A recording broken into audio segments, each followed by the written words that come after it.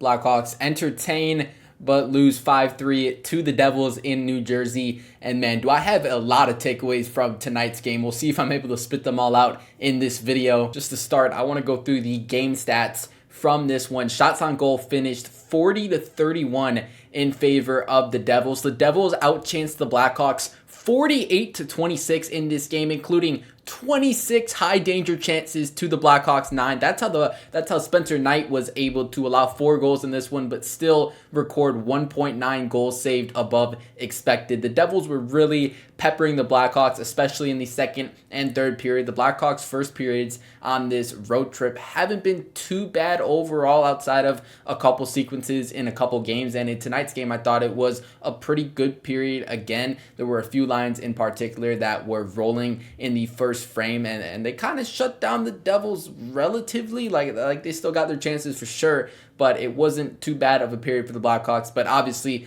the second and third leaned heavily in the Devils' favor, even though the Blackhawks got their chances. But just by those chance numbers, those scoring chance numbers, you can see who was in control of this game, even with the Blackhawks getting a fair amount of chances. Jack Hughes had a unbelievable game in this one. He certainly helped inflate those Devils scoring chance numbers. He had 2 goals and 4 points in this one on 8 shots with 19 shot attempts in this game. He also was credited with 5 giveaways, which probably meant he had more than 5 giveaways throughout the game. You don't really see giveaways get credited too often, so to have 5 is kind of crazy. This was just a peak Jack Hughes game versus the Blackhawks tonight. I got to give him his flowers because it was very fun to watch. Timo Meier for New Jersey also finished with 9 shots on goal, so those guys contributed 17 of the 40 New Jersey shots. Now to go through the game script from this one. After the first period, it was 2-1 in favor of the Blackhawks. They started off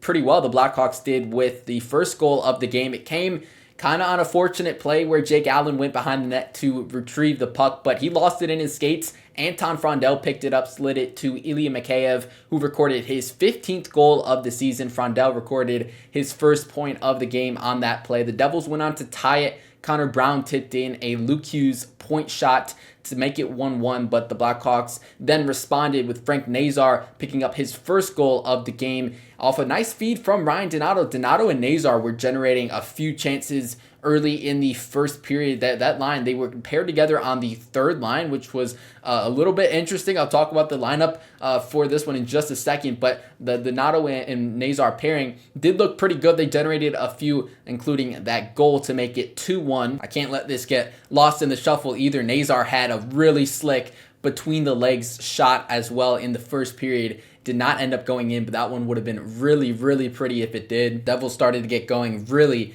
at the end of the second period, where Simon Nemec tied the game at 2 with a puck just popped out in the slot. Nemec crashed in and sniped it. He recorded his 4th goal in 2 games against the Blackhawks because he had that hat trick back in November or December, wherever it was, back at the United Center. Nemec had a real good game then. He continued, I guess, his hot streak versus the Blackhawks in this one. So it was 2-2 after the second. The Blackhawks actually got the next goal to go ahead 3-2. It was on a 5-on-3 power play. I'm going to talk a lot about the power play again in just a minute.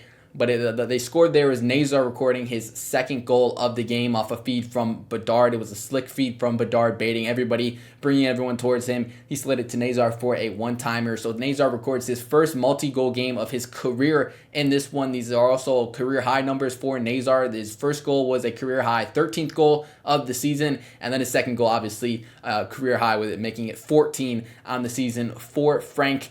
But unfortunately for the Blackhawks, the Devils really took over the game after that goal by Nazar to go ahead 3-2, where they just responded and they buried the next goal and the next one and then an empty netter to end the game. Okay, now I'm going to get into the lineup for this one. Now, I did make a video pregame before this one, if you caught that, where I talked about specifically Kevin Korchinski being recalled back into the lineup. And I also talked about the 5-forward power play unit that the Blackhawks were rolling out in this game, but the morning skate lines did not come out, so we didn't know what the actual lineup was going to be until warm-ups today, and it ended up being pretty interesting. We did know Frondell was going to go to the center role, so what things ended up being was Green, Bedard, Lardis on the top line. Frondell slid into the second line center role and played with Tyler Bertuzzi and Ilya Mikheyev And then that bumped Frank Nazar down to the 3C role, and he played with Donato and Burakovsky. It felt like after the first period, Nazar was hardly on the ice with Donato and Burakovsky. I think there were a handful of power plays, especially in that third period. There was an empty net situation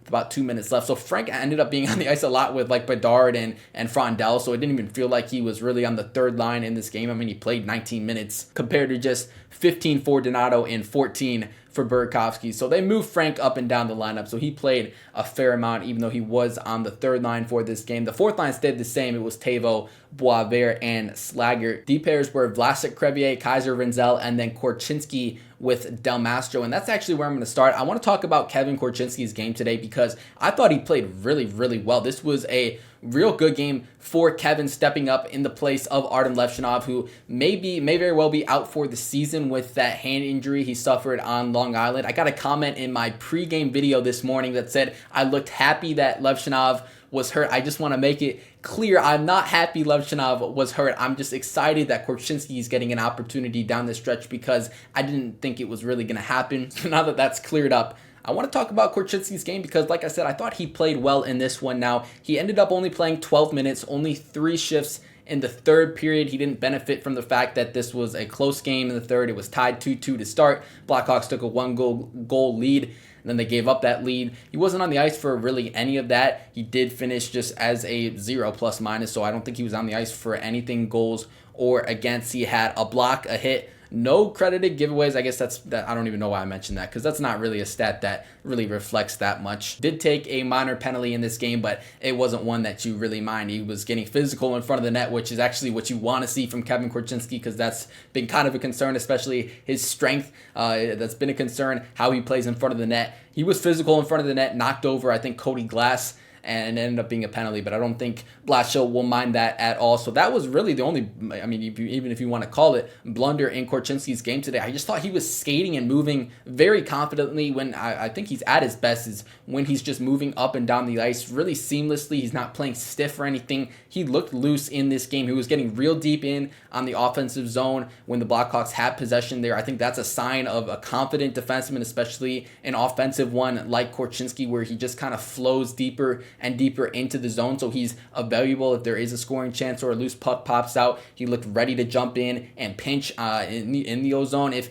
any opportunity presented himself. He was moving well, regrouping in the neutral zone. He made a few just good passes in the neutral zone on a regroup play. He looked good. There weren't really any times either that I felt like he was out of place or out of position or he was getting worked over, whether that was in front of the net or in the corners. I didn't really notice any of that. I thought he did play well in this game. And again, it was only 12 minutes in this one, but it's more than we saw in his first couple stints where he was playing like 8.5 minutes the last time we saw him. So we got a little bit more of a sample, and I thought it was a really good one for Kevin Korchinski, and I'm hoping that he can keep this up here down the stretch because it does make me optimistic, especially considering there's a very good skating, tallish offensive defenseman on New Jersey that we watched that had a pretty good multi-point game in this one.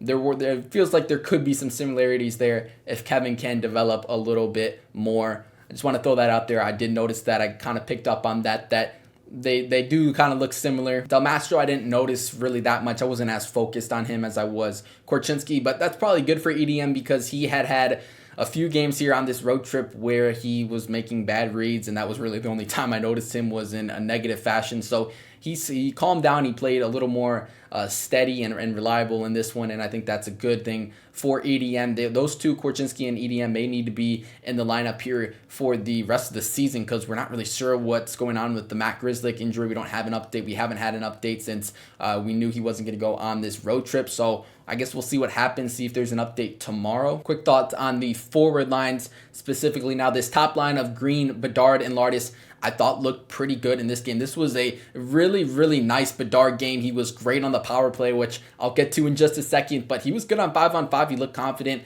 as he usually does, with just making some slick dekes in this game. There was one play, I think, in the second period where he got taken down or he fell down. He was on his knees and he had a toe drag move that fooled Luke Hughes, and it led to I think it led to a Lardis chance down in the ozone. That was a kind of fantastic move. And then I also saw one at the end of the second period where he had between the defender's legs So while he was spinning, I'm going to throw this clip on the screen. Hopefully I don't get copyrighted for it, but I got to show you which one I'm talking about there, because that was another just fantastic move from Bedard. So he was playing well, and I thought Lardis kind of capitalized on that. He found himself in a few good spots to get good shots off. He had 4 shots in this game, and he had a few good looks. He didn't end up scoring, I think, 4 shots plus a post. I didn't even mention he had another chance where he wasn't able to get a shot off, but he had a really good look. So he had a ton of chances. He's definitely playing his best hockey, and luckily that he was able to move up in the lineup and continue to keep up the good play that we've seen from him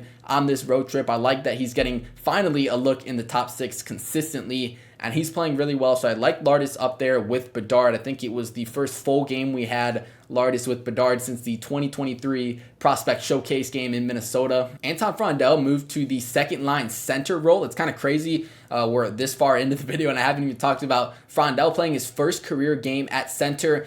And to be quite honest, I didn't feel like I got a great look at him. I'm basically going to need a few more games before I can really form an opinion, because I didn't feel like I got a great look at him. I felt like a lot of shifts that he was on the ice for, it was on a power play or a 6-on-5 situation where he was kind of lined up more on the wall. So I didn't see a ton of just the back and forth center play that you'll see throughout a game, but I did see a few good Ozo chances that he got in this game. He was good on the forecheck. He was pressuring on the forecheck. That's something I picked up on over these past 4 games that he's played in. He's good. He's a real good presence on the forecheck and in the corners. He's been getting pucks. He's been knocking pucks loose, and then he'll get to the net. He'll get to the net to get shots, jam plays, whatever it may be. Bertuzzi fed him for. He had a one-time shot from the middle of the slot that he was parked in. Did get tipped off, I think, Luke Hughes' stick. But that was a good chance. He had that one play in the first period where he got an assist that he earned an assist on, where he pressured and stole the puck from Allen. Yes, Jake Allen just had no idea like what universe he was on or where the puck was at all, but it was a credit to Frondell to get that puck to Mikheyev, who scored that opening goal of the game. So I thought it was another good game from Frondell, but in terms of his center play specifically, I don't have a lot of thoughts yet. And then, man, I got to get to Frank Nazar. And to talk about Nazar, I think I'm just going to bring this conversation to the top power play unit in this game. It was Bedard up quarterbacking the unit that had Frank Nazar, Anton Frondell, Teuvo Teravainen, and Tyler Bertuzzi on it. A 5-forward power play unit. Frank played really well on this power play. He scored that goal in the first period that was at even strength, but his second goal of the game to record his first career multi-goal game came on the 5-on-3 power play where he scored on a one-timer. Frank had 2 goals in this game, but he also had 7 shots, 13 shot attempts. He went 9 from 13 from the face-off dot, recorded 2 hits, all in 19 minutes of ice time. So really good game for Frank, and I thought he was one of the reasons why this top unit power play has a lot of potential. Frank looked good in his role, but I also thought Connor Bedard was excellent on the point. I did make a post on Twitter a few months ago. I referenced this in my pregame video this morning that kind of made a case for Connor Bedard to get a look on the power play, and I don't want to be here like patting myself on the back, but I really like what I saw in this game. It was kind of exactly what I envisioned, with Bedard just spamming shots from the point. He had 6 shots on goal in this game on 8 shot attempts, and most of those came from the point. So he was able to get everything onto the net. Nothing was getting blocked. Nothing was getting tipped early. Like, he was getting stuff on net, and he had probably 4 or 5 of those 6 that came from the point. That's something I'm just really excited to hopefully see more of, is just Bedard picking up that puck on the wall and just getting it right to the net. It always is a tough save. Like, every shot he had from the point in this game was a difficult save for Allen to make. And then even once defenders kind of recognize he's just going to keep ripping him from the point, that's going to cause them to come up and pressure him a little more, which then in turn is going to open up either Nazar in the bumper or Frondell or whoever's on the left flank on the walls. And it's just going to create a lot of options on the power play. The Blackhawks did good moving the puck on that top unit power play. You had the option of Frondell. He was feeding Bertuzzi a few times, who took a couple pucks to the net. You had Nazar would pop out on the left flank, and he got a one-timer. That's how he scored his goal on the 5-on-3. You have Bedard, obviously, like I've just said for a minute, just flicking shots on net continuously. So there were a lot of options that were created because of this 5-forward power play unit and everybody just moving the puck quickly and effectively. It's kind of the reason I wanted Artem Levshinov off the top unit, and I said that in the last post-game video. I kind of wanted him off there because he kind of just slows down the puck moving. He'll get the puck, he doesn't move it quick enough. He holds on to it a little bit too long. Bedard certainly doesn't do that. He already knows what he's going to do when he gets the puck, and that allows Frondell, Nazar, etc. to move quickly, and the whole unit just looks so much more fluid with 5 forwards on there. Now, it could create some kind of crisis situations if there is a steal by the opposing team and they can come in on a rush with Bedard trying to defend a 2-on-1. That could probably backfire, but it's worth a look down the stretch where you really have nothing to lose even if a situation like that does occur. The one problem I had with Blashill and his orchestration of this top unit power play was there were too many minutes where Frondell was lined up on the left side, not on his strong, or he was on his strong side, but not on his one-timer side. I don't know why he wasn't there. That he should be in that one-timer spot the whole time. Now, it ended up working out on the 5-on-3 where Frondell picked up a secondary assist because he made a nice move from the middle of the ice, kicked it out right to Bedard, who then went left to the left flank to Nazar, who finished the job. So Frondell, by the way, picks up his first multi-point game in this one. But I don't know why Frondell wasn't parked in his one-timer slot the whole time. We still haven't seen a one-timer from Frondell yet, and we're 4 games in. That's just kind of unacceptable. You have to realize like that's his X-factor skill, and you need to be feeding him that puck. So that's the one thing I wasn't too big of a fan of, but I'm sure there will be times where Frondell gets that one-timer, and I was a big fan of the puck movement and how the power play worked out, and they did score on the power play. So overall, it was definitely a success, and hopefully it was something that we can see here down the stretch with Levshunov out. So there were a ton of positives from this game, at least that I had, but all in all, it did end up being a loss for the Blackhawks. So they dropped 3 out of 4 games on this road trip, but kind of been saying this for a little bit, not to be like a negative fan. I know some people like hate when people talk about this, but it is the reality. It may not be the worst thing long term that the Blackhawks have kind of struggled here down the stretch, because now they are in sole possession of the second best draft lottery odds if the season were to end today. They're sitting 31st in the standings as the Rangers won earlier today, and with this Blackhawks loss, they now have 67 points in 74 games. The Rangers sit 2 points above them in the same amount of games. The Flames have been on a nice little hot streak here. They're up to 70 points in 73 games. And right above them, the Flames, that is the Florida Panthers with 73 points in 73 games. They're in the spot where they have the 5th best odds right now for the draft lottery. So really not looking like the Blackhawks are going to receive that Florida pick that is top 10 protected, which is pretty annoying. But if the Blackhawks can end up landing a top pick in this draft, it won't be too bad. But man, if Florida jumps ahead of the Blackhawks, that's going to hurt. But right now the Blackhawks do, like I said, sit second in the draft lottery odds. If you're unfamiliar like what the odds are and why it could be kind of important to, or at least if you're looking for a silver lining for all these losses, is that the second best draft lottery odds give you a 13.6% chance to land the number 1 pick, a 14% chance to land the number 2 pick, and a 30% chance to land the number 3 pick to stay in the top 3. Whereas the third best odds, they do give you an 11.6% chance at the first pick, an 11.2% chance at the second pick, but only a 7% chance at the third pick. So if you land the second best odds, you have a significantly better chance of staying in the top 3. Now, the top 2 is really where you want to be in this draft. Vancouver currently sits with a 25% chance at the number 1 pick and an 18% chance at the number 2 pick. So they're in a pretty good spot to stay in the top 2. So really, if you're the Blackhawks, it's not the worst thing that you're kind of losing and dropping a few games here, because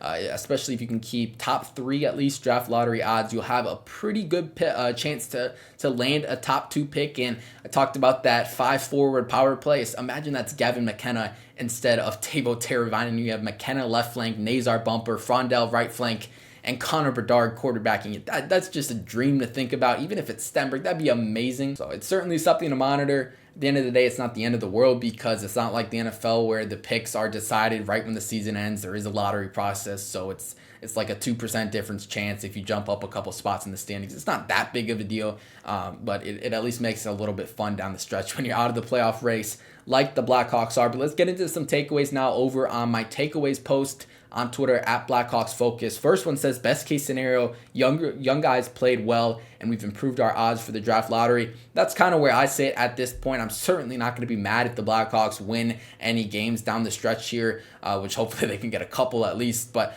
I'm also not too mad at the losses as well, because again, these draft lottery odds, I know people are a lot of people are upset that we're still talking about it, but At the end of the day, they are kind of important. Anton Frondell is a point per game player in the NHL. Yeah, he's looked very, very comfortable coming in here in the NHL. He's handled everything really, really well. And I like that he's getting a look here at center down the stretch. And it kind of gives the Blackhawks an idea heading into training camp, at least gives them a little sample to decide what role he's going to play next year. I think we've reached the point where the more they lose, the better the draft pick. But giving up those 2 goals so quickly makes this one not feel too good. That second Nazar goal was a beauty, though. Yeah, I can't argue with that. Some of these losses are kind of tough. But also, I would rather have this kind of loss than a Rangers loss like last night where the team just looked dead and deflated. At least this one was very entertaining to watch. There were a ton of positives from this one, even though they did kind of blow the lead late. It is what it is for me. I think I'd still rather take this than just a blowout and a snoozer. Better offensive energy. Nice night for Frank hitting the net. Lardis and Frondell are for real. Was nice to see a rebound by the kids. Got to finish. Draft position secured. Will be nice to see the kids mature over the summer coming into next year. Again, yeah, these positives from these games, they will give these young guys especially confidence heading into the offseason. I mean, think about Lardis going on a really nice run here to end the season. Frondell getting his feet wet in a top 6 role in the NHL. Even Frank Nazar, he's picked up steam down the stretch after a really tough middle of the season part where he was just generating nothing. He's really looking like the player we expected him to be here down the stretch. So this is giving these guys confidence here heading into the offseason. So still a ton of positives, even if some of these losses aren't ideal. I'm going to wrap it up here because I think this video is dragged on for a decent bit. A lot of fun stuff to talk about in this video. Going to be back with a post-game recap after Tuesday's game back at the United Center versus Winnipeg. We'll see if the Blackhawks can pick up any points in that one.